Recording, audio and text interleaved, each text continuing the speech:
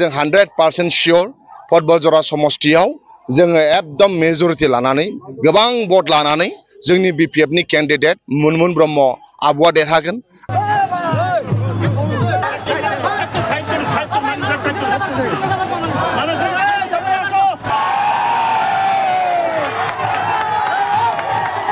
फटबलजरा समष्टिनि जोंनि बीपीएफ नि कैंडिडेट आवगायनिनो एमसीएलए मानगोनां मुनमुन ब्रह्म आब' बिथाङा दिनै गावनि नमिनेशन पेपारखौ गथायनो फैदों आरो बे हाबाफारियावनो फटबलजरा ओनसोलनि रायजो राजा बिथांमोनहा लोब लोब बाहागो लादों। हाजार हाजार रायजो राजा बिथांमोनहा बाहागो लादों।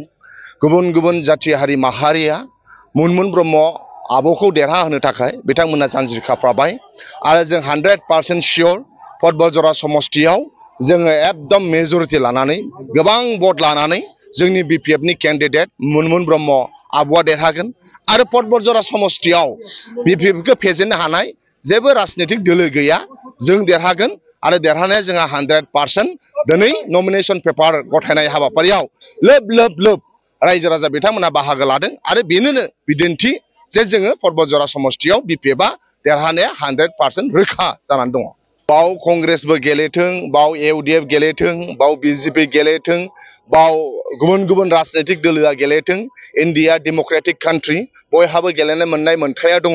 नाथाय फटबलजरानि रायजो राजानि गोरबो सिङाव नांगोल हाबजोबनानै दङ। बिथांमोननि गोरबो बिखा सब सिङाव मुनमुन ब्रह्म आबुआ हाबजोबनानै दङ। नांगोलनि अनगायै फटबलजरानि रायजो राजाया जेखौबो सिनाया। मानोना दिनै फटबलजराखौ साब डिविजन बानायनाया, फटबलजरायाव सिविल एसडीओ बानायनाय, फटबलजरायाव एसटीपीओ अफिस खालामनाय, फटबलजराखौ साब डिविजन खालामनाय, बे सब खामानिखौ मावदों होनबा मानाव गेदेर हाग्रामा महिलारी सार। ओंखायनो बीपीएफआ गोबां अबदान दङ, हाग्रामा महिलारी सारा गोबां अबदान दङ साब डिविजन क्रिएट खालामनाय, बे ओनसोलखौ जौगाहोनायाव। ओंखायनो फटबलजरानि रायजो राजानि गोरबोआव साफ्रोमनावबो नांगोल आरो बीपीएफ मानाव गेदेर हाग्रामा महिलारी सारखौ मोजां मोनो। जोंनि बीपीएफ नि कैंडिडेट फटबलजरानि मुनमुन मेडामखौ मोजां मोनो आरो डेमोक्रेटिक हिसाबै गुबुन गुबुन दोलोफ्रा बाव बाहागो लायोब्लाबो जेबो एफेक्ट खालामनो हानाय नङा होननानै जोंहा फोथायनाय दङ।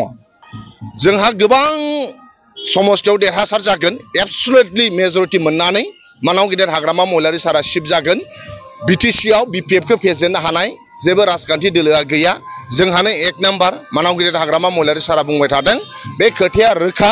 22 तारिखनि उनाव जेला रिजाल्ट होगोन मानाव गेदेर हाग्रामा महिलारी सारा शिफ्ट जागोन, बीपीएफआ हारसिंनो सरकार दागोन, बे सैथो।